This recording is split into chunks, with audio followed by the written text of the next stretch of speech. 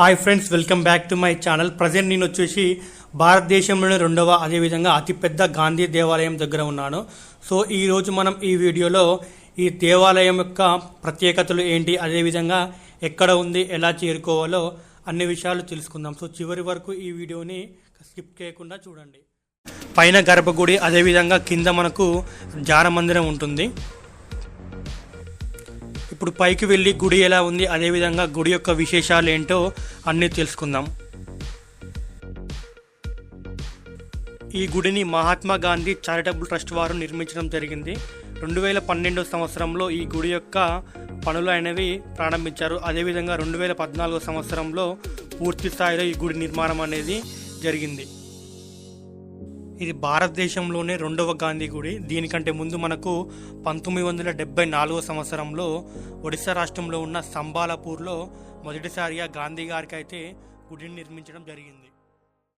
ఈ గుడి యొక్క ప్రత్యేకత ఏంటంటే ఇక్కడికి కుల మత జాతి భేదాలు లేకుండా ప్రతి ఒక్కరూ ఈ గుడిని అయితే సందర్శించవచ్చు. ఇక్కడ చూసుకోవచ్చు, మనకు ఆ గాంధీ విగ్రహం కింద మనకు క్రిస్టియానికి సంబంధించిన శిల్వ గుర్తు, హిందూ మతానికి సంబంధించిన స్వస్తిక్, అదేవిధంగా ఇస్లాం మతానికి సంబంధించిన నెలవంక మరియు మిగతా మతాలకు సంబంధించిన గుర్తులు కూడా మనకు ఈ దేవాలయంలో చూడవచ్చు.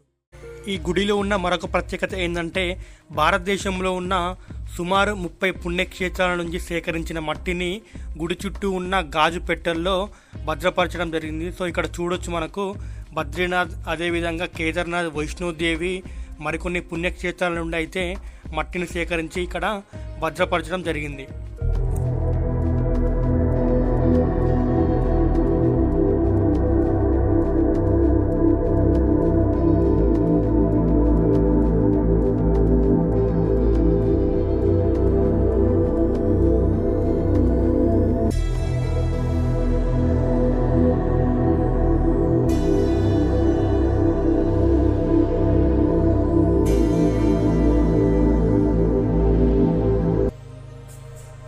ఈ గుడి యొక్క వెనుక భాగంలో మనకు వివిధ మతాలకు సంబంధించిన పవిత్ర గ్రంథాలను ఇక్కడ చూడవచ్చు.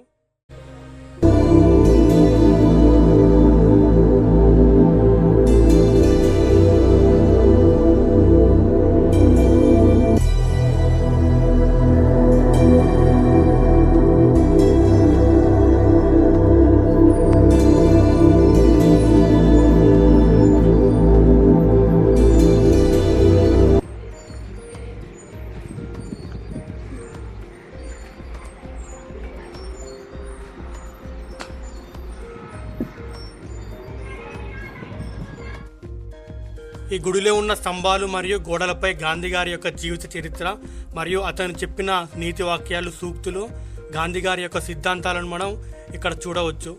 అదేవిధంగా గాంధీ గారి యొక్క విగ్రహానికి ఎదురుగా ధర్మచక్రాన్ని అయితే ప్రతిష్ఠించడం జరిగింది. ఈ గుడికి సంబంధించిన మరికొన్ని విషయాలను ఈ గుడి అర్చకులైన చొల్లేటి పవన్ కుమార్ గారి యొక్క మాటల్లో తెలుసుకుందాం. ఇక్కడ పెద్దకాపర్తి గ్రామ శివారు చిట్యాల మండలం నల్లగొండ జిల్లాలో ఇక్కడ ఆలయాన్ని కట్టించడం జరిగింది. అయితే అన్ని దేవాలయాల మాదిరిని ఇక్కడ పూజలు జరుగుతాయి. 2014లో ఈ ఆలయాన్ని కట్టించడం జరిగింది. అన్ని దేవాలయాల మాదిరిన పూజలు, అన్ని దేవాలయాల మాదిరిని ఇక్కడ నవగ్రహాలు కూడా ఉన్నాయి. ఇక్కడ ఇంకొక విశిష్టత ఏంటంటే పంచభూతాలకు కూడా ఇక్కడ విగ్రహాలు ఉన్నాయి. ఉప ఆలయం ఉంది, పంచభూతాలకు కూడా ఇక్కడ పూజ చేయడం జరుగుతుంది. అదేవిధంగా ఆలయం వెనకాల తులసి కోట, ముందల కింద ధ్యాన మందిరం ఉంది. అదేవిధంగా ఆలయానికి సంబంధించిన గోమాతలు కూడా ఇక్కడ గోమాత పూజ కూడా చేయడం జరుగుతుంది. అయితే ఇక్కడ ప్రతి పిల్లర్కు గర్భగుడి చుట్టూ కూడా బాక్సులలో వివిధ పుణ్యక్షేత్రాలను చేసిన మట్టిని తెచ్చి ప్రతిష్ఠించింది. సుమారు 20 నుంచి 30 పుణ్యక్షేత్రాలను చేసిన మట్టిని వేద మంత్రోచ్చరణ నడుమ ప్రతిష్ఠించింది. అయితే వాటిని తాకి భక్తులు ఈ విధంగా నమస్కారం చేసుకొని మహాత్ముని దర్శనంతో పాటు ఇక్కడికి వచ్చిన సుమారు 20 నుంచి 30 పుణ్యక్షేత్రాలు దర్శనం చేసుకున్నంత పుణ్యఫలం కూడా కలుగుతుందని ఒక భావనతోని వాళ్ళు దర్శనం చేసుకోవడం జరుగుతుంది. అదేవిధంగా ఆలయం వెనకాల వివిధ పవిత్ర మత గ్రంథాలు ఉన్నాయి. వాటిని కూడా అన్ని మతస్థులు ఇక్కడికి వచ్చి మహాత్ముని దర్శించుకోవడం జరుగుతుంది. అదేవిధంగా ఇక్కడ ఆయన జన్మస్థలం చేసిన మట్టి, గర్భగుడి తిరుపక్కల ఆయన జన్మస్థలం చేసిన మట్టి, ఆయన సమాధానం చనిపోయిన నివాసం చేసిన మట్టి తెచ్చి కూడా ప్రతిష్ఠించడం జరిగింది వేద మంత్రోచ్చరణలో. వాటిని కూడా ఇక్కడికి వచ్చిన భక్తులు తాకి నమస్కారం చేసుకొని ఆయన లాంటి సద్బుద్ధులు సద్గుణాలు మాకు కలగాలని వాళ్ళు మొక్కుకుంటారు. అదేవిధంగా ఇక్కడ ధర్మచక్రం ఉంటుంది ముందర ఆలయం ముందర. ధర్మచక్రం మధ్యలో నుంచి కూడా మహాత్ముని సందర్శన చేసుకుంటారు. శివాలయం వెళ్ళినప్పుడు నంది మధ్య నుంచి ఏ విధంగా చూస్తారు. ఆ విధంగా ధర్మచక్రం మధ్య నుంచి కూడా మహాత్ముని సందర్శన చేసుకొని పుణ్యం కలుగుతుందని ఇక్కడ భక్తుల విశ్వాసం. ఆ విధంగా కూడా మహాత్మునికి సేవలో భక్తులు ఉంటారు. అదేవిధంగా ఇక్కడ లాస్ట్కు ముడుపులు ఇవ్వడం జరుగుతుంది. గేటు బయట మహావృక్షం వటవృక్షం అయిన మర్రి వృక్షానికి ఆ ముడుపులు కడతారు. అయితే భక్తులు ఏమైనా కోరికలుంటే కోరుకుని ఆ ముడుపులు కట్టడం జరుగుతుంది. ఈ విధంగా మహాత్ముని సేవలో దేవాలయాల గంటలు కూడా ఇక్కడ పైన ఉంటే వేరే దేవాలయాలు ఇక్కడ కింద ఉంటాయి. బౌద్ధుల కాలం నాటి గంటలు ఇక్కడ ప్రతిష్ఠించారు. సో ఫ్రెండ్స్, మీకు వీడియో నచ్చింది అనుకుంటున్నాను. నచ్చితే లైక్ చేయండి, షేర్ చేయండి, సబ్స్క్రైబ్ చేయడం మాత్రం మర్చిపోకండి. Thank you so much.